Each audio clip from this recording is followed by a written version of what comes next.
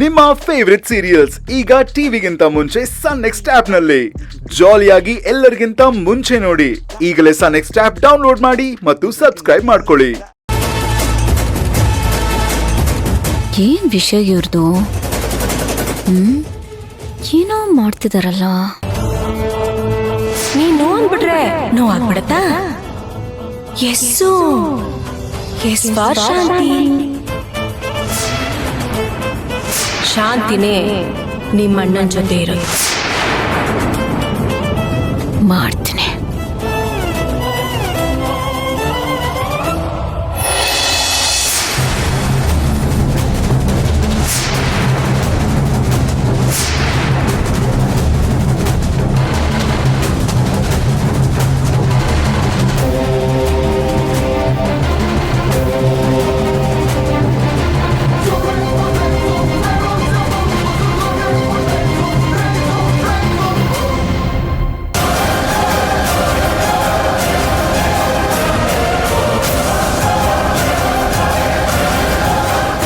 ಶಾಂತಿ, ಏ ಶಾಂತಿ, ಎಲ್ಲಿದ್ಯೆ? ಬಾರೆ ಆಚೆ. ಶಾಂತಿ, ಶಾಂತಿ, ಬಾರೆ. ಏಯ್, ಯಾರೋ ನಿಮ್ಮಮ್ಮ? ಕರಿಯೋ ನಿಮ್ಮಮ್ಮನ. ಹೋಗ ಆ ಕಡೆ.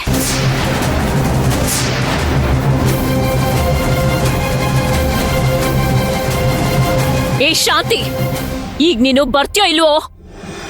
ಬಾರೆ ಆಚೆ.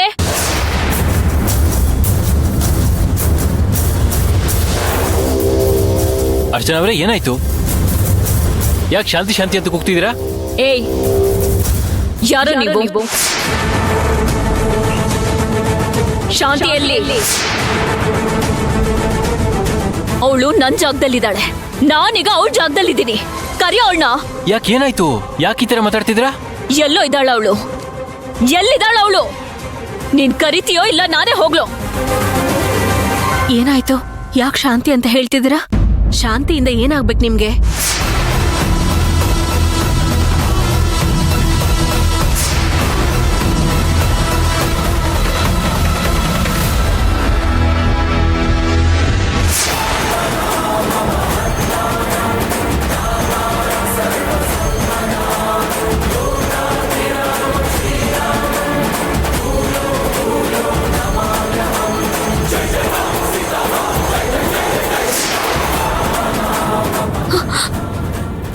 ಸುಶಾಂತ್,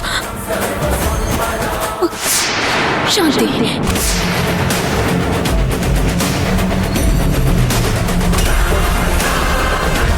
ಇವಳು ಹೇಗ್ ತಪ್ಪಿಸ್ಕೊಂಡ್ ಬಂದ್ಲು? ಏನ್ ನಡೆಯುತ್ತೀಗ?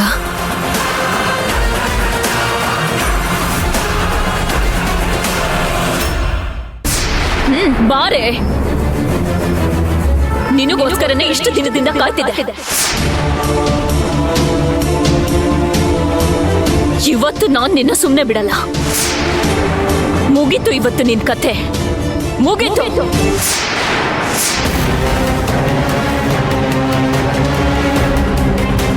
ಇವತ್ತು ನಿನ್ನ ಸುಮ್ನೆ ಬಿಡಲ್ಲ ಕಣೆ. ನಿನ್ನನ್ನು. ಶಾಂತಿ,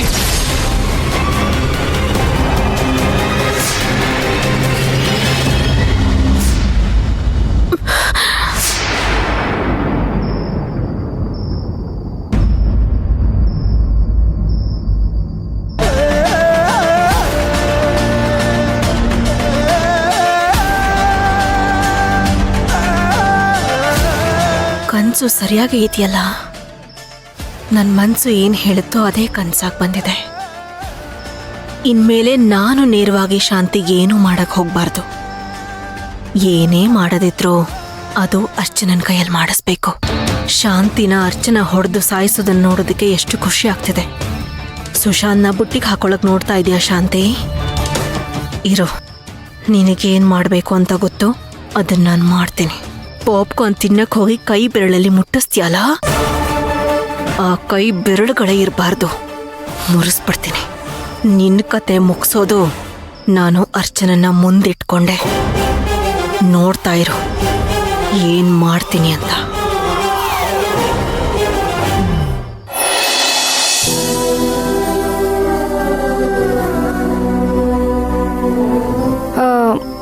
ಮಾವ ಮಾತ್ರೆ ತಗೊಳ್ಳಿ, ನಿಮ್ಗೆ ನೀರಿಟ್ಕೊಳ್ಳಿ.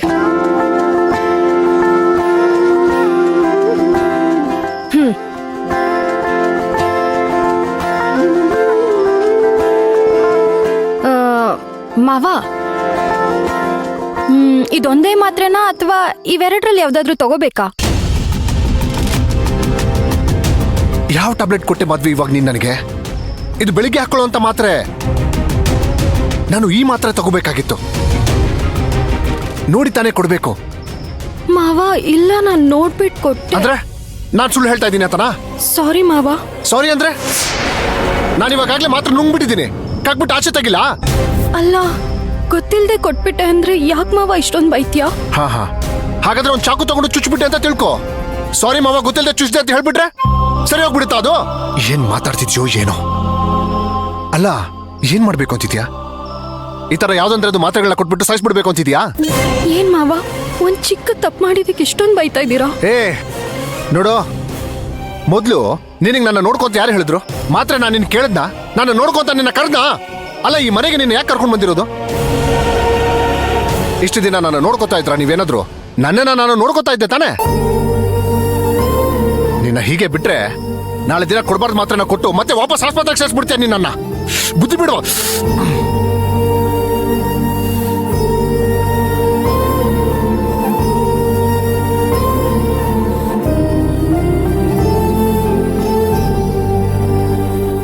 ಮಾಧವಿ, ಏನೇ ನೀನು?